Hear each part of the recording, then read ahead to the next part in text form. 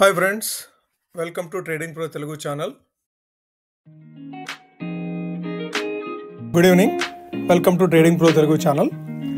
ఈరోజు మార్కెట్స్లో సెన్సెక్స్ 380 పాయింట్ల నష్టంతో 73,847 దగ్గర క్లోజ్ అయితే, నిఫ్టీ 136 పాయింట్ల నష్టంతో 22,399 దగ్గర క్లోజ్ అయింది. వేరేజ్ బ్యాంక్ నిఫ్టీ 270 పాయింట్ల నష్టంతో 50,240 దగ్గర క్లోజ్ అయింది. సో ఈరోజు మార్కెట్లో మాట్లాడుకోవడానికి మన దగ్గర చాలా విషయాలు ఉన్నాయి. ముందుగా మనం మాట్లాడుకోవాల్సింది ఆర్బీఐ ఎంపీసీ పాలసీ మీటింగ్ గురించి. 7th, 8th, 9th policy meeting జరిగింది. పాలసీ మీటింగ్ అవుట్కమ్ ఈరోజు 10 గంటలకి డిక్లేర్ చేశారు. అందుట్లో ఆర్బీఐ ప్రధానంగా చెప్పింది ఏంటంటే 25 బేసిస్ పాయింట్స్ రెపో రేట్ కట్టించారు. 25 బేసిస్ పాయింట్స్ రెపో రేట్ కట్టిస్తూ revision in stance to accommodative.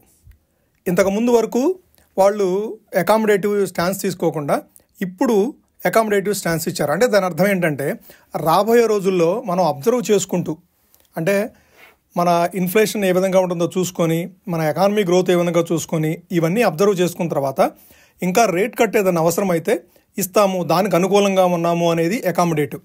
Okay, దీంతో మన 25 బేసిస్ పాయింట్స్ కట్ తోటి అట్లానే స్టాన్స్ అకామిడేటివ్గా చేంజ్ చేసుకోవటం వల్ల ఇది బ్యాంక్స్కి కానీ ఎన్బిఎఫ్సికి కానీ చాలా పాజిటివ్ స్టెప్ ఇది.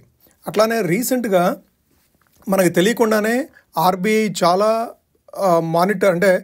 మనీని, ఫండ్స్ని ఫ్లో చేస్తూ ఉంది మార్కెట్లోకి. సో ఇవన్నీ కూడాను మన బ్యాంక్స్కి కానీ లోకల్ ఎన్బిఎఫ్సిస్ కానీ చాలా పాజిటివ్ స్టెప్స్. ఇవన్నీ కూడా ఆర్బీఐ చాలా పాజిటివ్ స్టెప్స్ తీసుకుంటుంది మన ఎకానమీని బూస్ట్ చేయడానికి. దీంతో పాటుగా మనం ప్రధానంగా మాట్లాడుకోవాల్సింది ట్రేడ్ టారిఫ్స్ గురించి. ట్రంప్ ట్రేడ్ టారిఫ్స్ ఎప్పుడైతే డిక్లేర్ చేశాడో అప్పటి నుంచి మార్కెట్లో అన్రెస్ట్ పొజిషన్ అనేది మనం చూస్తూ ఉన్నాము. అమెరికన్ మార్కెట్స్ అయితే ఒకే రోజు 6 to 7% క్రాష్ అవటం, అట్లానే రెస్ట్ ఆఫ్ ద వరల్డ్ కూడాను విపరీతమైన ఫాలో అవడం మనం చూస్తూ ఉన్నాము. అమెరికా విధించిన రెసిప్రోకల్ టారిఫ్కి 34% ఏదైతే టారిఫ్ విధించాడో ముందుగా, దానికి రిటాలియేట్ చేస్తూ చైనా కూడా వాళ్ళు కూడా 34% టారిఫ్ విధించడంతోటి అంతకుముందే 20% టారిఫ్ అనేది అప్లై అవుతుంది చైనా మీద అమెరికా నుంచి, ప్లస్ 34%, అంటే టోటల్ 54%. దీనికి బదులుగా చైనా కూడాను 34% టారిఫ్ వేయడంతో ట్రంప్ వాళ్ళని బెదిరించే రీతిలో వాళ్ళ మీద దాడికి దిగాడు.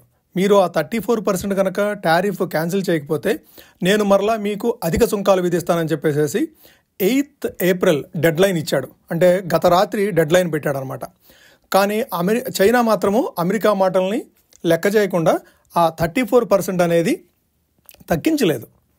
అంటే ఇప్పుడు వాళ్ళు కూడాను ఇంతకుముందు పర్సంటేజ్ అయితే ఉందో దానికి అడిషనల్గా 34% అనేది అమెరికా దిగుమతుల మీద యాడ్ చేశారు. దీనికి బదులుగా గత రాత్రి నుంచి ట్రంప్ 50% యాడ్ చేశాడు.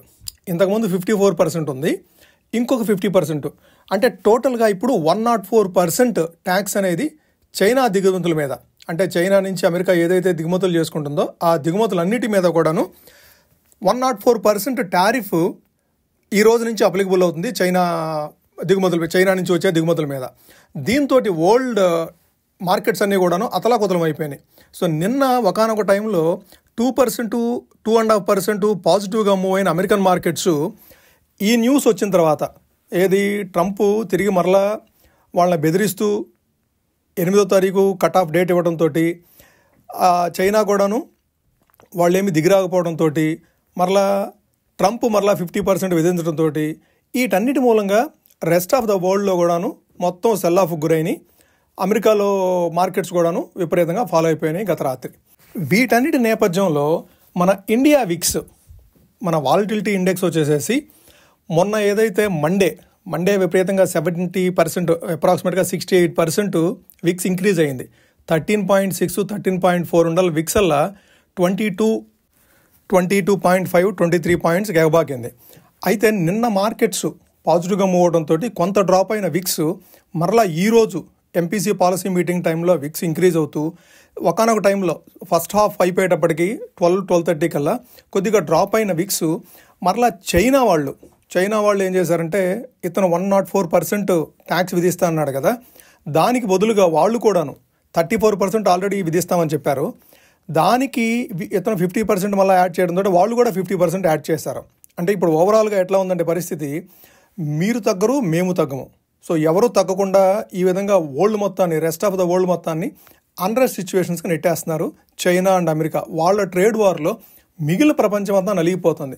చిన్న చిన్న దేశాలు ఏదైతే ఎక్స్పోర్ట్స్ మీద ఆధారపడి ఉన్నాయో ఆ దేశాలన్నీ కూడాను వాళ్ళ ఎకానమీ అంతా కూడాను అతలాకుతలం అయిపోతుంది. సో ఎటువంటి పరిస్థితుల్లో కూడాను దీన్ని రీథింక్ చేయకపోతే, ట్రంప్ కానీ అదర్ కంట్రీస్ కానీ రీథింక్ చేయకపోతే పరిస్థితి ఇంకా దిగజారిపోయే అవకాశం మాత్రం చాలా బ్రైట్గా కనబడతా ఉంది.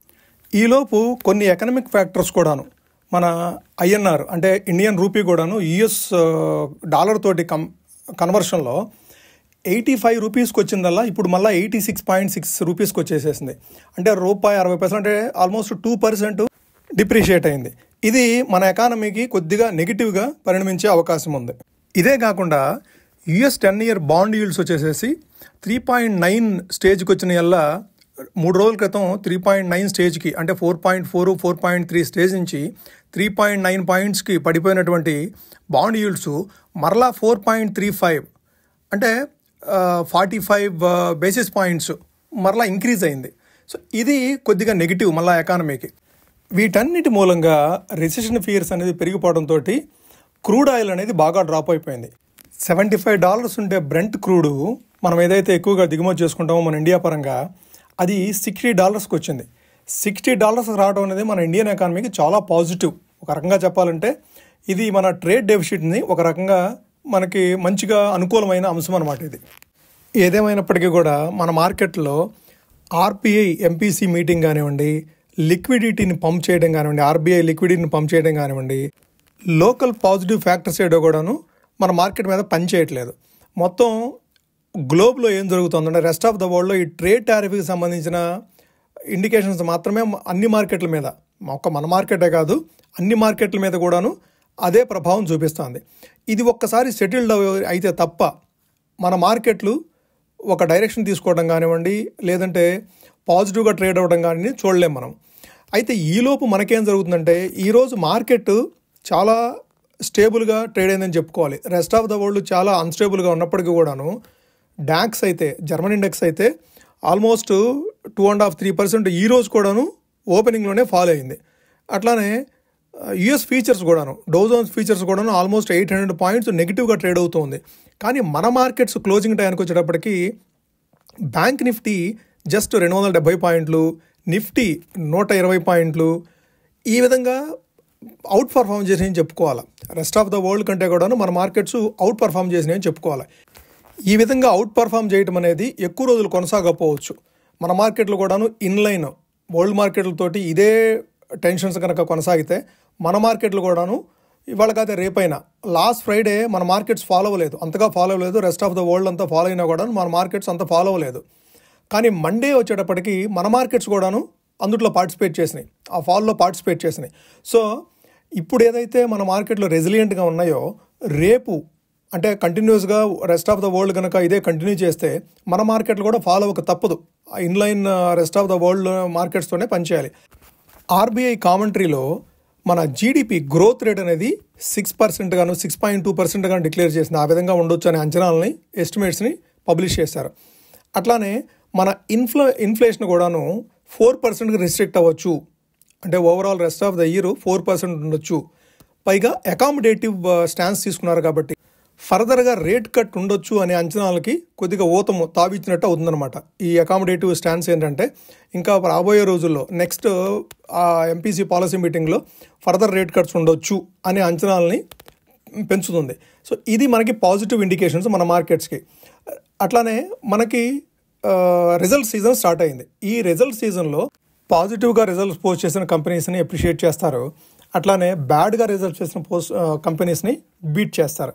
సో ఇది మీరు గుర్తుపెట్టుకొని దాని ప్రకారమే మీరు పొజిషన్స్ తీసుకునేటప్పుడు ఏదైనా కంపెనీని బై చేసుకోవాల్సినప్పుడు రిజల్ట్స్ కోసం వెయిట్ చేసి వాళ్ళు పాజిటివ్గా రిజల్ట్స్ పోస్ట్ చేశారా, నెగిటివ్గా రిజల్ట్స్ పోస్ట్ చేశారా అనే దాన్ని బట్టి మాత్రమే మీరు ఏదైనా స్టాక్లోకి ఎంటర్ అవ్వడానికి ట్రై చేయండి. ఓకే ఫ్రెండ్స్, మన నిఫ్టీ, బ్యాంక్ నిఫ్టీ లెవెల్స్ ఏ విధంగా ఉన్నాయో ఒకసారి చూద్దాము. అంతకు ముందుగానే రేపు మార్కెట్కు సెలవు, అట్లానే మండే 14th ఏప్రిల్ కూడా మార్కెట్కు సెలవు. నేను ఇక్కడ మన మార్కెట్కి రెస్ట్ ఆఫ్ ద ఇయర్లో ఏ రోజులు సెలవులు ఉన్నాయో ఆ సెలవులను ఇక్కడ డిస్ప్లే చేస్తున్నాను. మీకు కావాలంటే దీన్ని స్క్రీన్ పాస్ చేసుకొని మీరు స్క్రీన్ షాట్ తీసుకోవటమా, లేదంటే స్క్రీన్ పాస్ చేసి మీరు ఆ డేస్ మీరు నోట్ చేసుకోవటమా, ఏదో మీకు ఏ విధంగా గుర్తుందనుకుంటే ఆ విధంగా చేయండి. ఫ్రెండ్స్, మీకోసం మేము పెట్టే ఎఫర్ట్స్ కనుక మీకు నచ్చినట్లయితే ఈ వీడియోని లైక్ చేయండి, అట్లానే ఛానల్ని సబ్స్క్రైబ్ చేయండి. ఫ్రెండ్స్, మనము నిఫ్టీ, బ్యాంక్ నిఫ్టీ లెవెల్స్ చూద్దాం ఒకసారి. ఇది నిఫ్టీ చార్టు. ఒక లాంగ్ రెడ్ క్యాండిల్ తర్వాత మనకి గ్రీన్ క్యాండిల్ వచ్చింది. నిన్న మార్కెట్ పాజిటివ్గా క్లోజ్ అయిన తర్వాత మరలా ఈరోజు రెడ్ క్యాండిల్. సో 22,400 దగ్గర క్లోజ్ అయింది.